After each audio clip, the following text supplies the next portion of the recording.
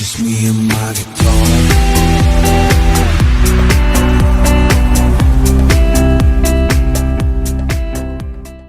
Hey everyone, this is DJ. Welcome to my channel. Today I'm going to be doing a new series of cord cutting videos to help you get rid of cable satellite TV and also help you find alternative ways to get your content and save money at the same time. Now before we begin, if you are new to my channel, at the end of this video, if you like my video, click on the subscribe button, give me a thumbs up, lets YouTube know you like what I do here and helps my channel grow. Also click on the little bell icon to get notifications of any new videos I upload. Now let's get to it. There's thousands of people out there that are sick of paying all this money for TV and are considering of cutting the cord but are not sure where to start. But is cutting the cord right for you?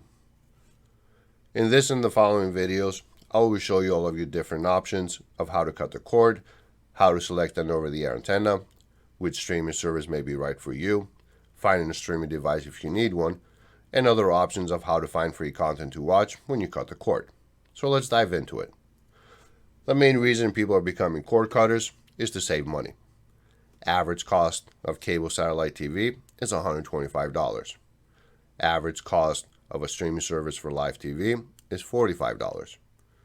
Average cost of using an over-the-air antenna is $0. With an over-the-air antenna, you can save the most, an average of $100 a month. That's $1,200 a year. 90% of Americans can get 25 to 70 channels for free just by using the antenna to get their local stations, and you get a lot more in between. And the picture quality is a lot better too. It's uncompressed compared to cable satellite TV, which they have to compress their signal. If you went with a streaming service for live TV, your average cost would be $45. You're still going to be saving $80 a month. The best part, there's no contracts to sign. It's month to month. There's no hidden fees, and there's no rental fees.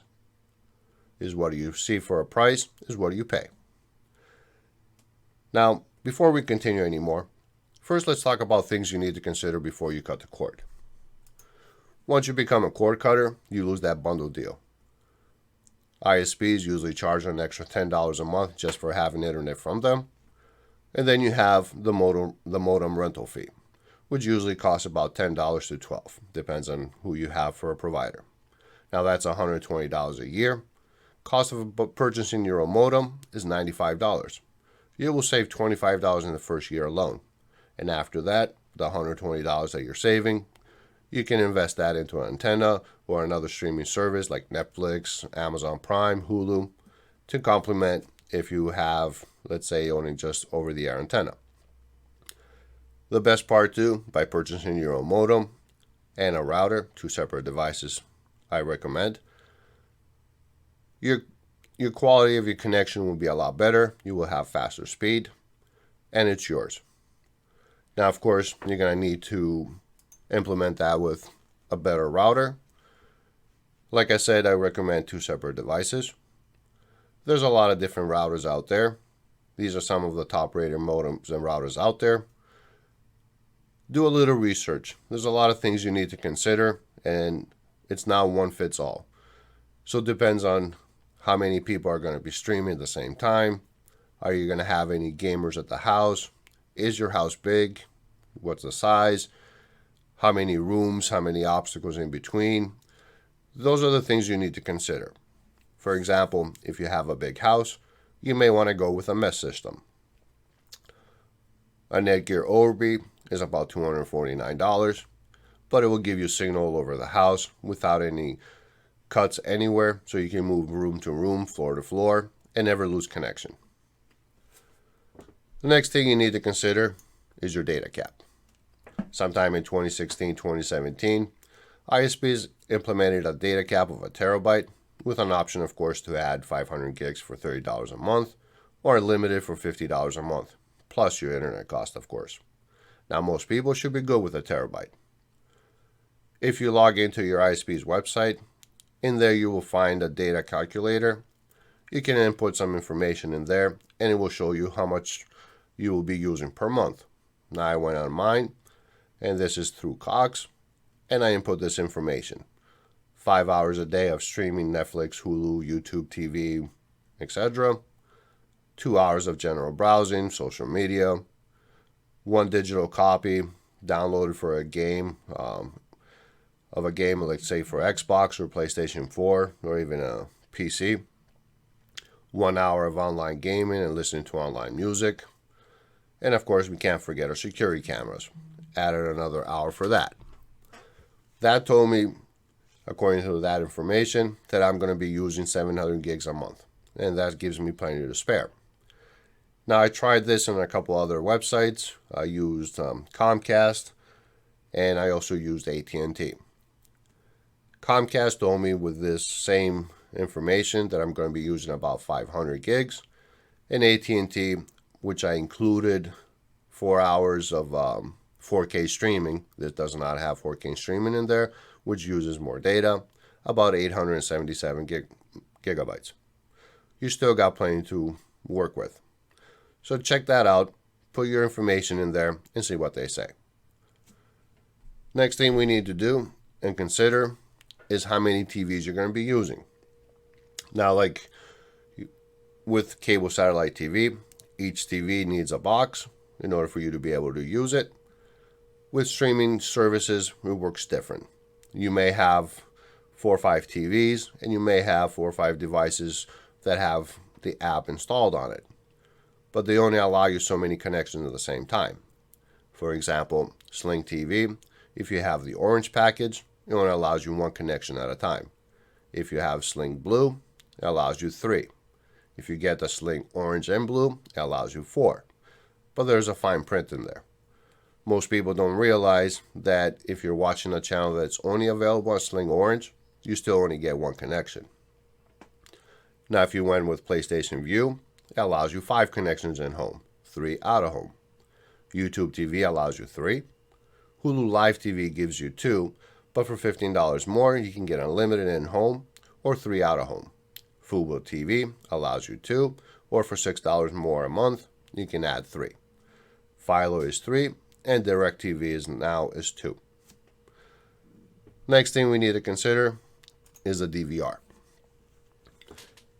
Now, we all used to cable satellite TV the way the DVR works, and the streaming services do offer some kind of DVR service, but they all come with limitations.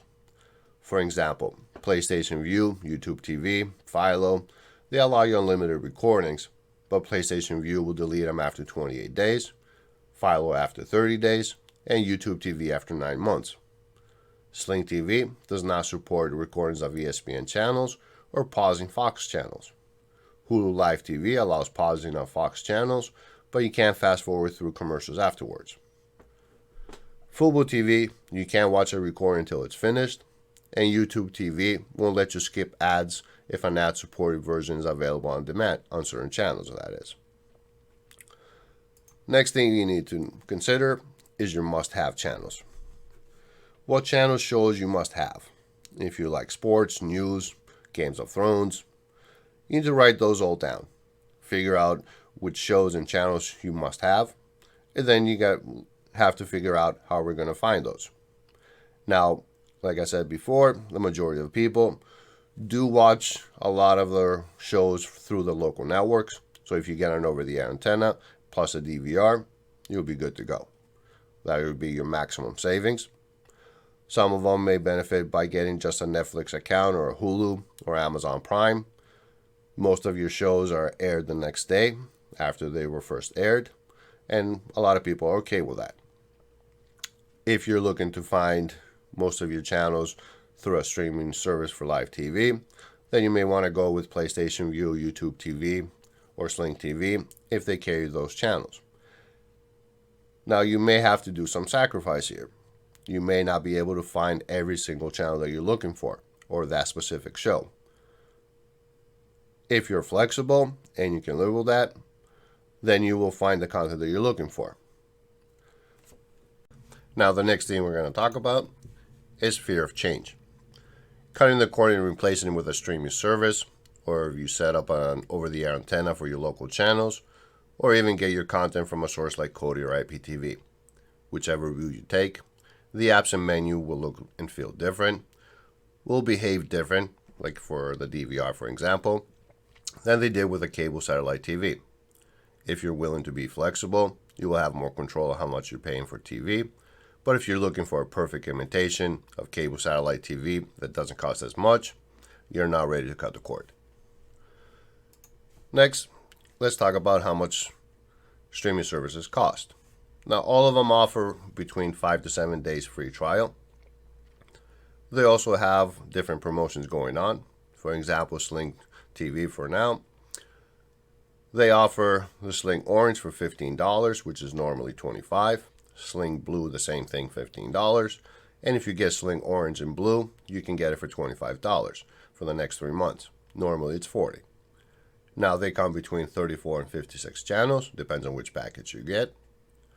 They also offer, if you prepay for 2 months up front, you will get a Roku Express, or if you pay for 3 months up front, you would get an Air TV player with an antenna to use that as a DVR too, and it integrates with your Sling account. But if you try the 7-day free trial, you cannot use the promotion. It's one or the other, so keep that in mind. YouTube TV costs $49.99 and you get 70 channels, plus it includes a DVR. Sling TV does not include a DVR, so that would be an extra cost of $5. PlayStation Vue, and by the way, all of these include a DVR from now on. It costs $44.99 and it goes up to $79.99. They offer 4 different packages and they go from 49 channels to 96 channels. They also have a lot of other add-ons you can put in there, but we'll talk about that at a later time. Hulu Live TV is $44.99 for 60 channels. Philo is $20 and gives you 58 channels. Fubo TV is $54.99 and they offer 90 channels.